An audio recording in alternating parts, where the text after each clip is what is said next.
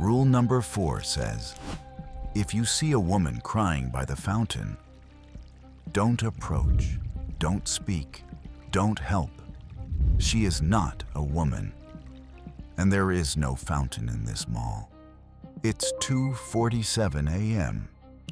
I'm standing on the second level of Galleria Mall, and I can hear water.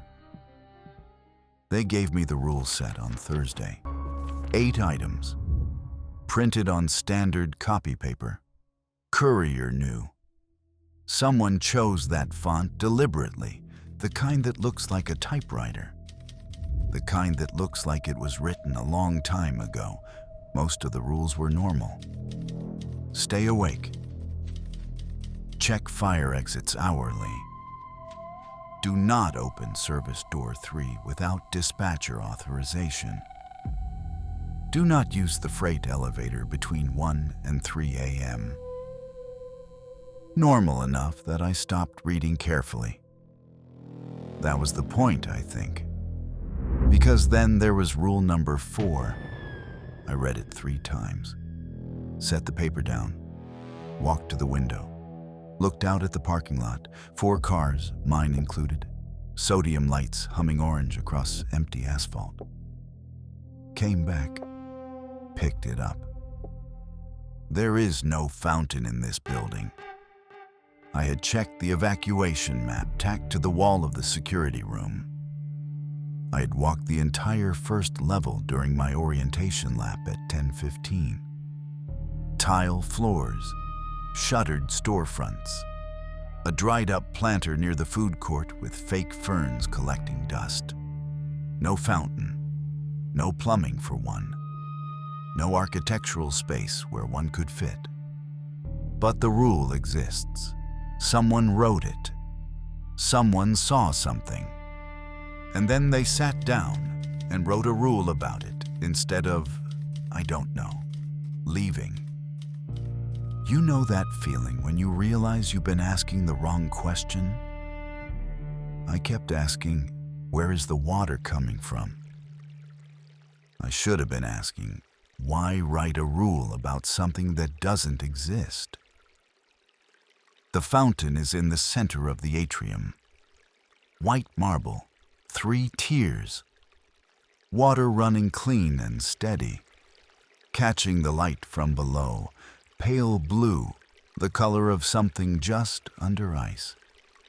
It wasn't there when my shift started. I am certain of that. I walked through that atrium at 10:15. I have the log entry to prove it. The atrium was empty, and beside the fountain, a woman. Dark hair, red coat, late 20s maybe. Standing completely still with her face turned down toward the water. Her shoulders move in that slow, hitching rhythm. She's crying, quietly, methodically.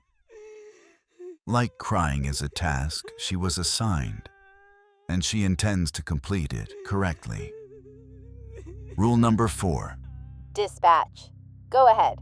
Second level read. I'm seeing someone on the first floor, center atrium, a woman, alone. And there's a fountain. There's a fountain down there that was not there at the start of my shift. Copy that.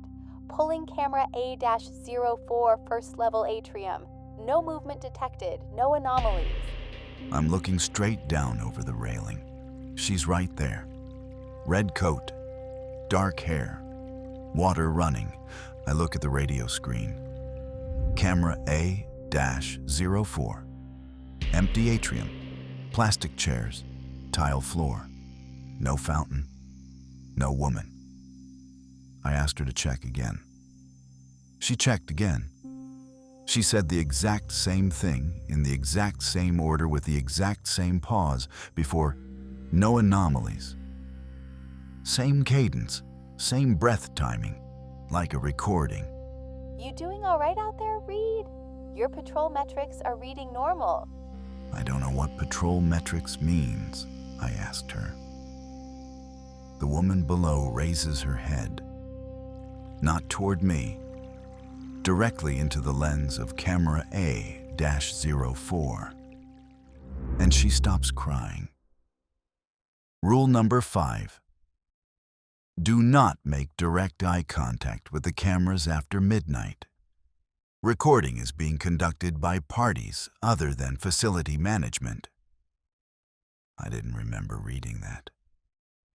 I pulled out the sheet. Rule number 5. Right there, always had been.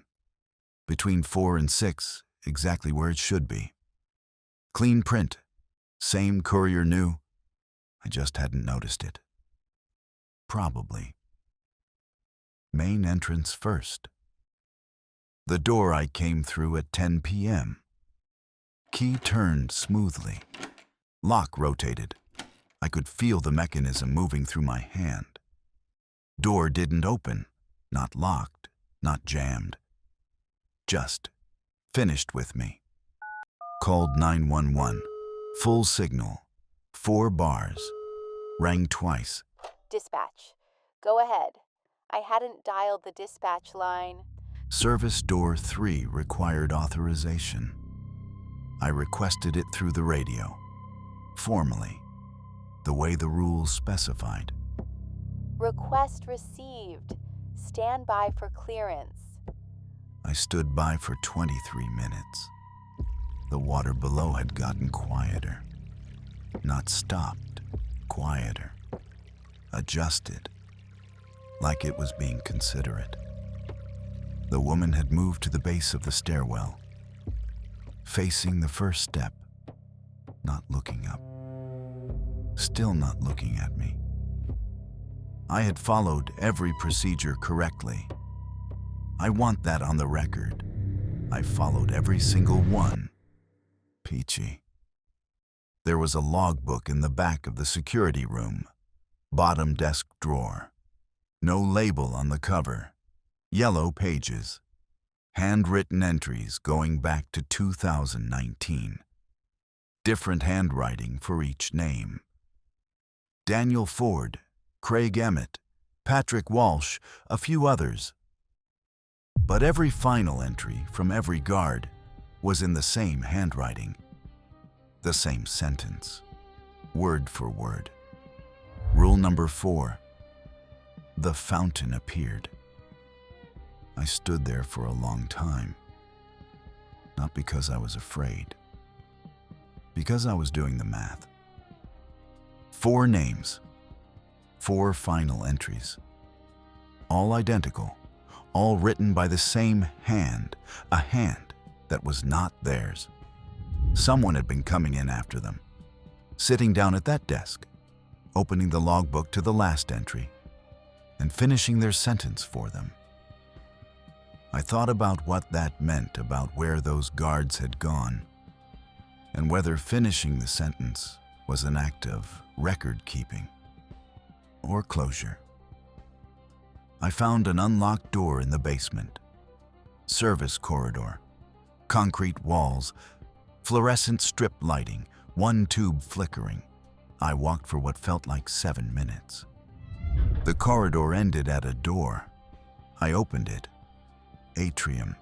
Fountain. Pale blue light. The woman in the red coat facing away. I had gone in a straight line. I know I had. I sat down on the floor. Back against the wall. Legs out. Pulled out the rule set. 9 rules now. Rule number 9 was in my handwriting. Not similar to my handwriting. Mine. The specific way I write the letter G. The way I never close the loop on a lowercase e. If the guard has not exited the premises by 4 a.m., his contract is considered extended indefinitely. This is not disciplinary action. This is standard procedure. 3:58. The water gets louder. I want to tell you something, before I can't. If someone offers you a night job in an empty building, good pay, easy hours, no supervision, read everything they give you. Read it before you sign Read it before you enter. Read it again once you're inside, because the version you read outside and the version you're holding now are not the same document. They look the same, but they are not the same. Check the rules you don't remember reading. Check the ones written in handwriting you almost recognize. 4 a.m. Dispatch, go ahead.